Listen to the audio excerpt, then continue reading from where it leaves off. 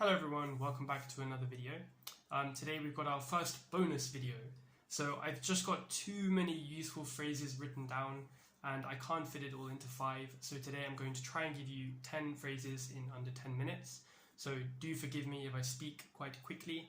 And remember, you can always review in the Quizlet afterwards. First comment though, which I've been forgetting to say, is that all of the language in all of these videos is always written in a comment below the video. So I always leave a comment on the video myself, and in that comment I just list the language. So if you are struggling to hear exactly what I'm saying, please check that comment and you'll see them all written there. Second thing, do please share these videos with anyone you know who it might help.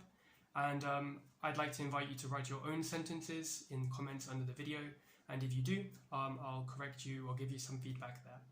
Anyway, on to the chunks. Let's try and do 10 in the next 9 minutes. So number 1, a dire need for. If you have a dire need for something, it just means that there's a very serious need, I guess. Like a dire situation is a really bad, a really serious situation. So you could say that there's a dire need for more objectivity in politics nowadays. There's a dire need for people to be less emotional when I don't know, discussing tricky topics. What else is there a dire need for? I suppose in my personal opinion, there's a dire need for people to take more responsibility about their own health, you know, avoiding bad things and keeping themselves fit and healthy and everything like that. So that's a dire need. Number 2 is to move your focus. I'm sure everyone will know the word focus, but maybe not with the word move. So I could say, for example, with me, at one point my focus was on learning French, but then it moved to focus on Portuguese for a few weeks before I made a visit to Portugal. So I moved my focus to Portuguese very briefly before I moved away. Obviously, when I returned to China, my focus moved back to Chinese, understandably. Yes, your focus normally moves from and to something, quite simply. Number 3 is a really nice one. Imagine that there's a dragon. What do dragons do? They sit on huge piles of gold. So the phrase here is sit on a pile of something.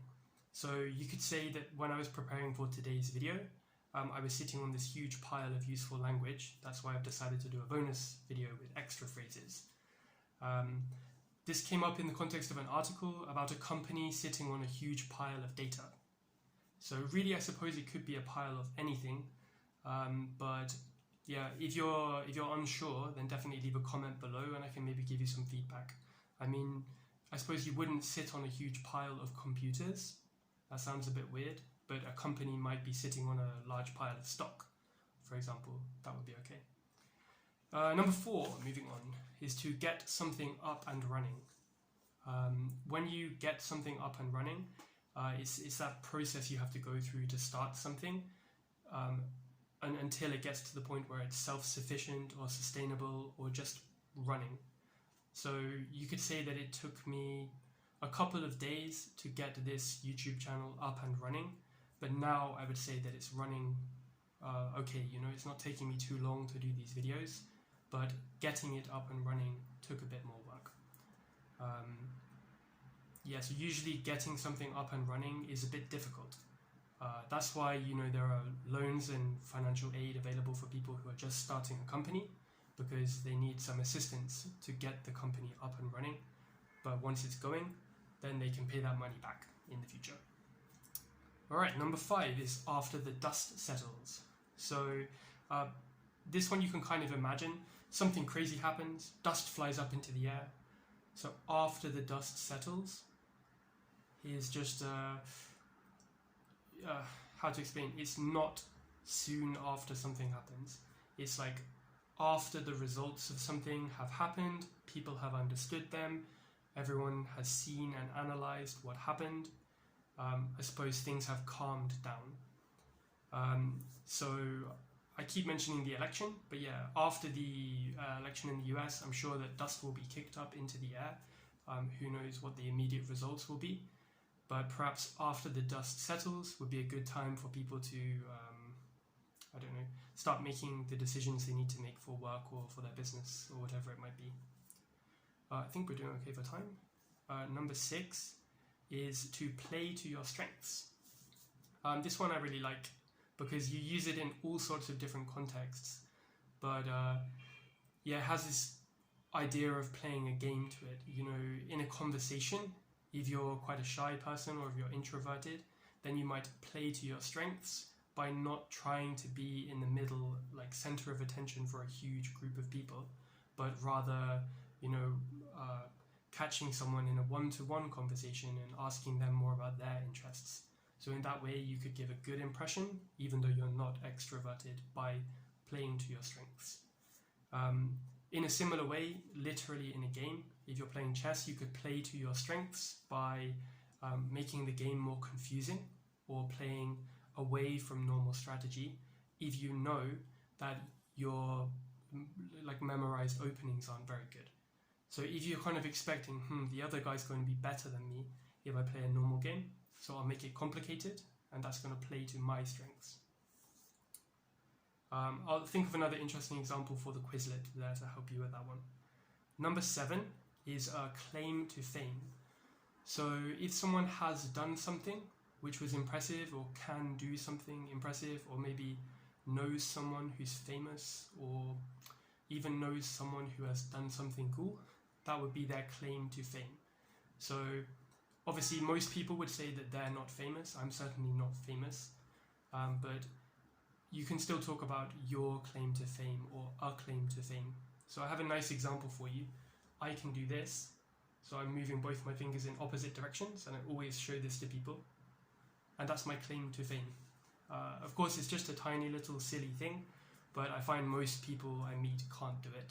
So it's something a little bit special, and that's my claim to fame. Number 8 is not really a difficult sentence, but a nice one that you can remember as a single huge chunk, and that is, could you tell me a little bit about? And you might hear this in interviews, if you watch any interviews on YouTube, but could you tell me a little bit about is used to invite the other person to, you know, share more details or tell their own story about something.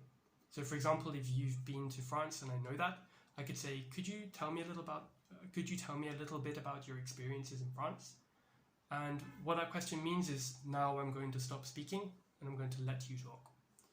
So it's a really nice, polite way to invite someone to share more information. Could you tell me a little bit about what you know about your field? Or could you tell me a little bit about what it's like being a woman in engineering, or something like that? Number 9 is 100 miles an hour. This one I think might be interesting because I don't know how many of you guys live in a country where you still use miles at all, but in England and also in American English and American English at least, 100 miles an hour is just a phrase which means very fast. So perhaps this translates well into your language, but you say kilometers per hour, I'm not sure. But yeah, just very fast. So today I'm delivering our chunks at 100 miles an hour because I'm speaking very quickly and trying to move through everything. This came up in a conversation with a student who said that after a really, really long week with lots of overtime, his mind was running at 100 miles an hour, so even on his day off, he struggled to stop thinking about work. And the final one is and so on and so forth. So pretty much this has almost the exact same meaning as etc. It's just used when you don't want to continue your list. For example, in my fruit salads, I like to put all sorts of different fruits. Papayas, bananas, pineapples, and so on and so forth. Everything that's in season. So you notice I said and so on and so forth very, very quickly. So I'm not sure if any of you will hear this often, but if you do, that's what it means, and it will be very, very quick, and so on and so forth. So before I run out of time, final notice for you is that, of course, I've included a Quizlet set in the description below, so you can use that to learn, review, and test yourself on today's language and all of my other English updates. Alright, so see you next time.